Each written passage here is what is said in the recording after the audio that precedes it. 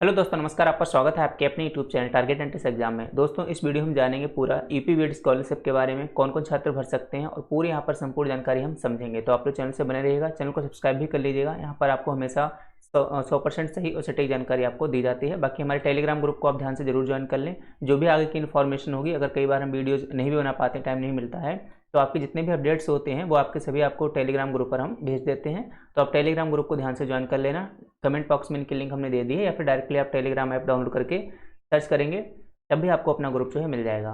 इस वीडियो में बात करने वाले हैं सबसे पहले इंपॉर्टेंट डेट्स की, कि कब से आपके फॉर्म भरे जाएंगे। इसके बाद नेसेसरी डॉक्यूमेंट्स, कौन से आपके जरूरी डॉक्यूमेंट्स हैं जो कि आपको यूपी स्कॉलरशिप भरने के लिए चाहिए होंगे। स्कॉलरशिप प्रोसेस क्या रहता है, कैसे फॉर्म फिलअप होता है, उसकी हम बात करेंगे। क्या एलिजिबिलिटी क्राइटेरिया है, कौन कौन छात्र इसको फॉर्म को फिलअप कर सकते हैं। इसके बाद फर्स्ट ईयर में कितनी स्कॉलरशिप आती है, सेकेंड ईयर में कितनी आती है। इन सभी टॉपिक्स पे हम एक एक करके जो है बारी बारी बात कर लेते हैं।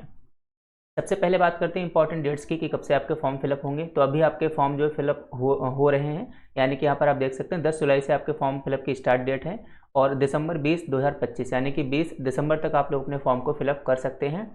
तो ये डेट काफ़ी है, इसमें कोई दिक्कत वाली बात नहीं है। और अभी आप लोग अपना बीएड का फॉर्म नहीं भर बीएड स्कॉलरशिप का फॉर्म नहीं भर सकते हैं जब तक आपका एडमिशन नहीं हो जाता है। एडमिशन का मतलब है आपका जो अलॉटमेंट लेटर आपको मिलेगा, वह अलॉटमेंट लेटर आपको कॉलेज में सबमिट करना है, अपने डॉक्यूमेंट्स उन्हें दिखाने हैं, वेरिफिकेशन कराना है। उसके बाद आपका एडमिशन हो जाएगा, फिर आप जो है इस फॉर्म को अपने फिलअप कर सकते हैं। तो 10 जुलाई से आपके फॉर्म शुरू थे, और 20 दिसंबर इसकी जो है अंतिम तिथि रखी गई है। फिर इसका जो फाइनल प्रिंट निकलेगा वो आप लोग जो है दिसंबर 23 अंतिम तिथि है, आप दिसंबर 23 तक जो है इसको जमा कर सकते हैं। यानी 20 तक फार्म भर सकते हैं, और 23 तक आप लोग अपने फॉर्म को कॉलेज में सबमिट कर सकते हैं। क्या क्या कॉलेज में लगेगा डॉक्यूमेंट्स, वो सब हमने आपको इसी वीडियो में बताया हुआ है। स्कॉलरशिप का प्रोसेस क्या होता है, तो सबसे पहले इनका जो यूपी स्कॉलरशिप का पोर्टल है, हम पूरा आपको बताएंगे। उस पर आपको रजिस्ट्रेशन करना रहेगा, ठीक है। रजिस्ट्रेशन करने के बाद आपको अपना जो है फॉर्म भरना रहेगा। फॉर्म भरने के बाद बायोमेट्रिक यहाँ पर होगा, यानी कि बायोमेट्रिक भी होता है आधार से, या फिर आप आधार पे ओटीपी आएगा, ओटीपी से यहाँ पर अपना वेरिफिकेशन कर सकते हैं। उसके बाद यहाँ पर कंप्यूटराइज्ड जांच होगी, जो कि अपने आप ही जांच करते हैं। तो जांच करने के बाद आपका फॉर्म जो है आगे बढ़ जाएगा। उसके बाद यहाँ पर सत्यापन होगा, फिर आपका आधार बेस्ड फंड जो है आपका भुगतान हो जाएगा, ठीक है। यानी कि आधार से जो भी आपका बैंक अकाउंट लिंक होगा, उस अकाउंट में आपका जो है पैसा चला जाएगा। पहले ऐसा होता था, आपको अकाउंट नंबर डालना पड़ता था अपने फॉर्म में। अब आपको अपने स्कॉलरशिप फॉर्म में अकाउंट नंबर नहीं भरना है, आपका अकाउंट नंबर जिस आधार से लिंक होगा, उस अकाउंट में आपके पैसे अपने आप ही चले जाएंगे। तो ये सारी प्रक्रिया है, कैसे करनी है वो हम आपको स्टेप बाय स्टेप बता देंगे। आगे बढ़ते हैं कि स्कॉलरशिप कितनी आती है। तो देखो, फर्स्ट ईयर में आपकी जो स्कॉलरशिप आती है वो फर्स्ट ईयर और सेकेंड ईयर में लगभग बराबर ही आती है।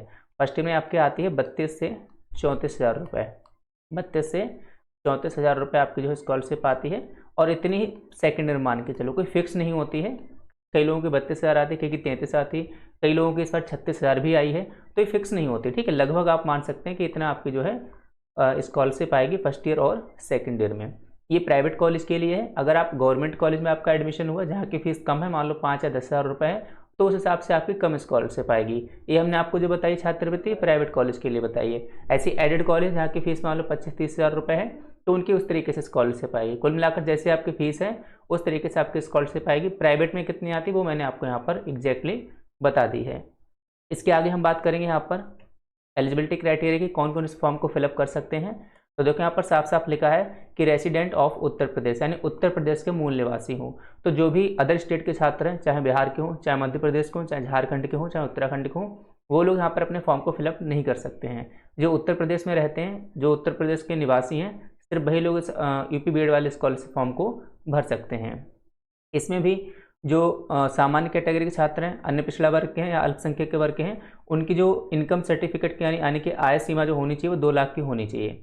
अनुसूचित जाति या अनुसूचित जनजाति के लिए जो है 2.5 लाख की होना चाहिए। यहाँ पर देखो क्या लिखा है, फॉर आउटसाइड यानी बाहर प्रदेश के लिए अनुसूचित जाति, अनुसूचित जनजाति, सामान्य वर्ग के वे छात्र छात्राएं जो उत्तर प्रदेश के मूल निवासी हैं लेकिन बाहर कहीं पढ़ रहे हैं, तो वो भी फिलअप कर सकते हैं। लेकिन ऐसा नहीं हो सकता कि बाहर के जो छात्र हैं वो यूपी में अपना फॉर्म भर लें। कुल मिलाकर अगर आप यूपी के मूल निवासी हैं तभी आप इस फॉर्म को भर सकते हैं, अदर स्टेट के छात्र इस फॉर्म को नहीं भर सकते हैं।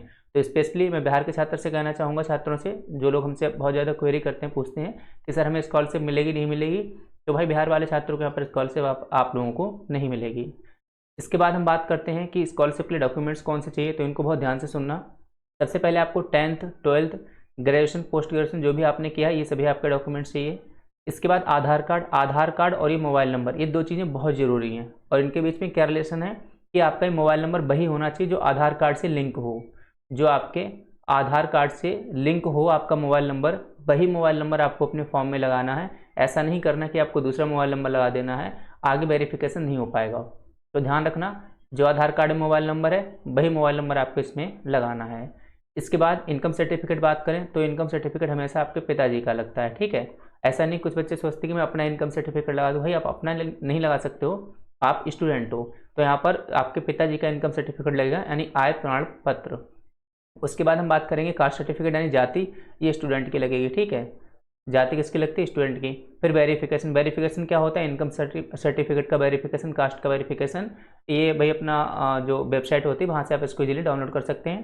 कैसे क्या डाउनलोड करेंगे वो हम आपको उस टाइम बता देंगे जब अभी स्कॉलरशिप फॉर्म भरेंगे, एडमिशन हो जाने दो, उसके बाद इस प्रक्रिया को भी हम पूरा स्टेप बाय स्टेप बता देंगे। चैनल को सब्सक्राइब करके रखना, संपूर्ण जानकारी यहाँ पर आपको दी जाएगी।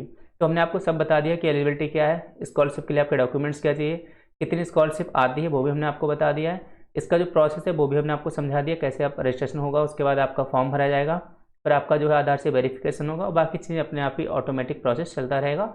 लास्ट डेट जो है वो 23 दिसंबर है, और सॉरी 20 दिसंबर आपकी लास्ट डेट है फॉर्म भरने की। तो ऐसा नहीं कि बहुत ज़्यादा आपको जल्दबाजी करनी है, आराम से टाइम लेकर अपने इस फॉर्म को फिलअप कर सकते हैं। फॉर्म भरने में काफ़ी टाइम लगता है क्योंकि यूपी स्कॉलरशिप की जो वेबसाइट है बहुत ही स्लो काम करती है, आपको 4 से 5 दिन लग जाते हैं पूरा फॉर्म भरने को। कभी आधार पे OTP नहीं आता है, कभी स्टेप आगे नहीं बढ़ते, क्योंकि 6-7 इसमें स्टेप होते हैं।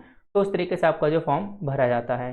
तो उम्मीद है मैंने आपको सारी जानकारी दे दी होगी। आप टेलीग्राम ग्रुप को ज्वाइन कर लेना, और भी जो अपडेट्स होंगे वो यहाँ पर आपको मिलते रहेंगे। बाकी चैनल को आप सब्सक्राइब कर लें, अपना सपोर्ट आप इसी तरीके से बना रखें, और भी साथियों तक अपने इस चैनल को शेयर करिएगा ताकि उन तक भी हमेशा सही और सटीक जानकारी पहुँच सके। इसी के साथ आप सभी साथियों का बहुत बहुत धन्यवाद। जय हिंद, जय भारत।